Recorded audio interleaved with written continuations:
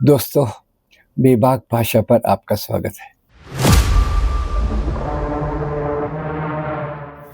Decoding RSS की श्रृंखला में आज हम बात करेंगे चीन की कम्युनिस्ट पार्टी के डेलीगेशन की मुलाकात पहले बीजेपी के लीडर्स से और बाद में आरएसएस की लीडरशिप से।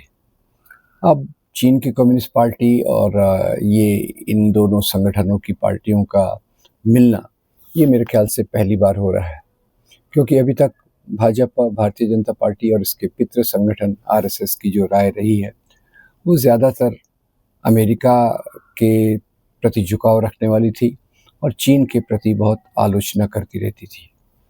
अब अचानक क्या हुआ कि भाई अब ये चीन की कम्युनिस्ट पार्टी के साथ मुलाकातें कर रहे हैं, उनके साथ दोस्ती का हाथ बढ़ा रहे हैं। अब इसको समझना थोड़ा-सा मुश्किल भी है और थोड़ा-सा आसान भी है। आसान इसलिए कि जब से हमारे प्रधानमंत्री जी के मित्र, तथाकथित मित्र डोनाल्ड ट्रंप अमेरिका के प्रेसिडेंट बने हैं, वो ज़्यादातर भारत को काफ़ी नीचा दिखाने की कोशिश कर रहे हैं, हर एक बात पर। वो ख़ास तौर से ऑपरेशन सिंदूर का मामला हो या पाकिस्तान के साथ कोई हमारे संघर्ष की बात हो, तो उसमें भारत के जो प्रधानमंत्री की स्टैंड को वो स्पष्ट रूप से नकारते हैं। और दूसरी तरफ से जो टैरिफ का सवाल है, टैरिफ्स के सवाल पे भी वो अपनी मनमर्जी करते हैं।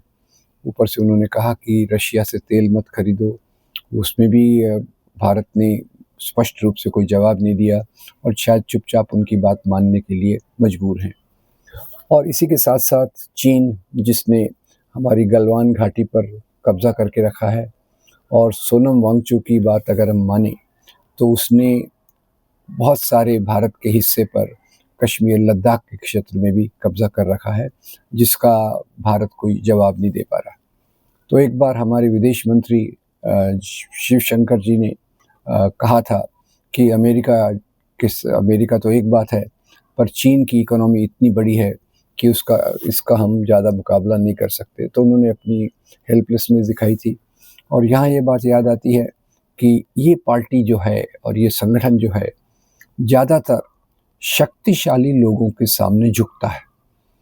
आज़ादी के आंदोलन में भी यही हुआ कि जब अंग्रेज़ों के खिलाफ संघर्ष चल रहा था, वो शक्तिशाली देश था, तो उसके सामने भी ये झुक के रहे, उनकी पूरी मदद की, उनके लिए जो जो उन्होंने चाहा उस काम को ये मदद करते रहे।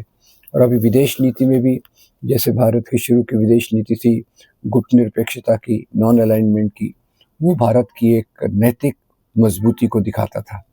और जब से मोदी जी आए हैं सत्ता पे, जो उन्होंने जिस प्रकार की बातें की हैं, ज़्यादातर वो इसके सामने झुकने वाली बातें हैं। जिस तरफ चाहे उस तरफ वो झुक जाते हैं।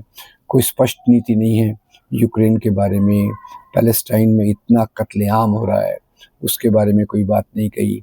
और चीन ने भारत के खिलाफ जो करके रखा है, उस पे भी किसी प्रकार की कोई बात ज़्यादा वो करते नहीं हैं।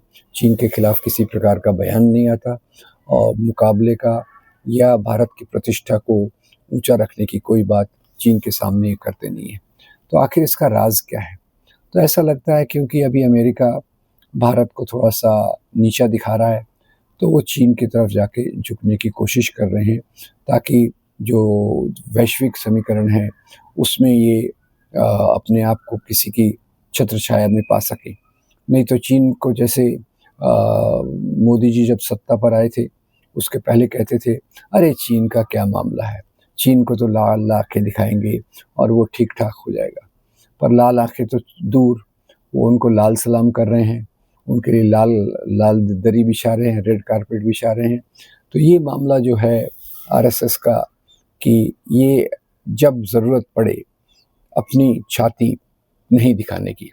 वैसे तो बड़े-बड़े दावे मोदी जी करते रहते हैं अपनी छाती की साइज़ के बारे में।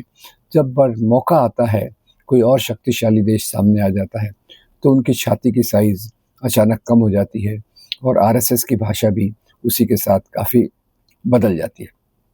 वैसे आपको याद दिला दूँ, तो आरएसएस के दूसरे सरसंघचालक जो थे, वो तो कम्युनिज़्म के खिलाफ काफ़ी बातें करते थे, कम्युनिज़्म को एक खतरा मानते थे।